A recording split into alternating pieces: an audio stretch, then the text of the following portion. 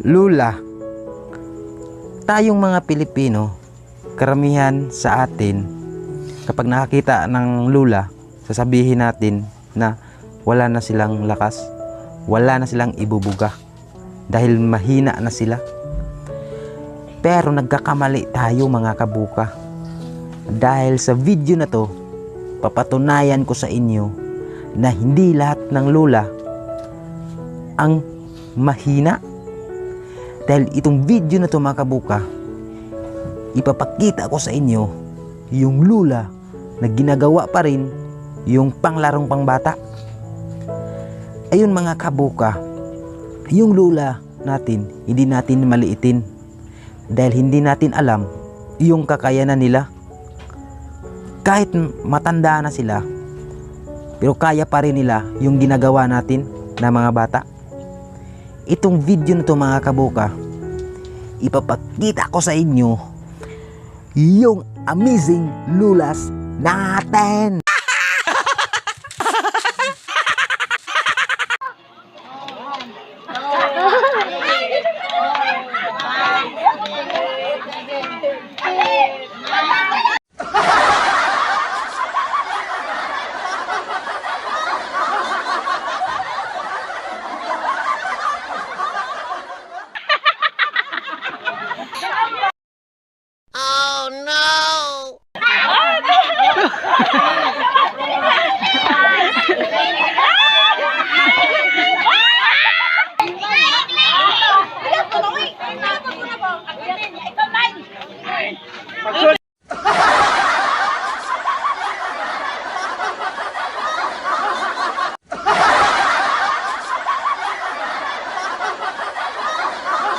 Pagsulti mo ka na. Pagsulti mo, tama na. Pagsulti. 1, 2.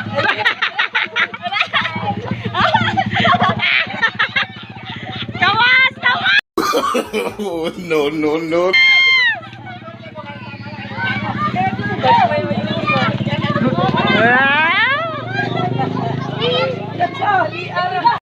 Ego mo na sila kung kat.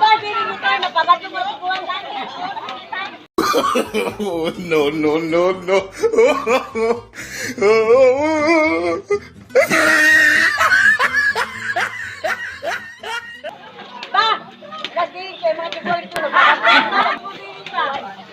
Hello. Hello. Hello. Ngayon ka na. Hello.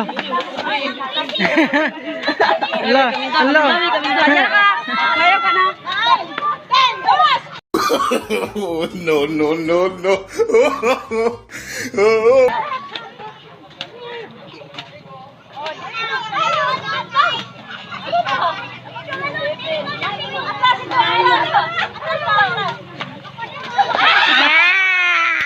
Oh, di ba? Mga kabuka, nakita nyo na? Ayun mga kabuka, hindi lahat ng lula di kayang sumabay sa mga larong pangbata. Hindi lahat ng lola hindi nila kaya gumawa at sumabay ng mga larong pangbata.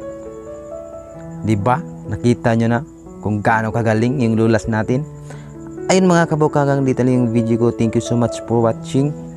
Ayun, huwag niyong kalimutan mag-subscribe, share, and like. Bye-bye! Tell me pretty lies, look me in the face. Tell me that you love me, even if it's fake.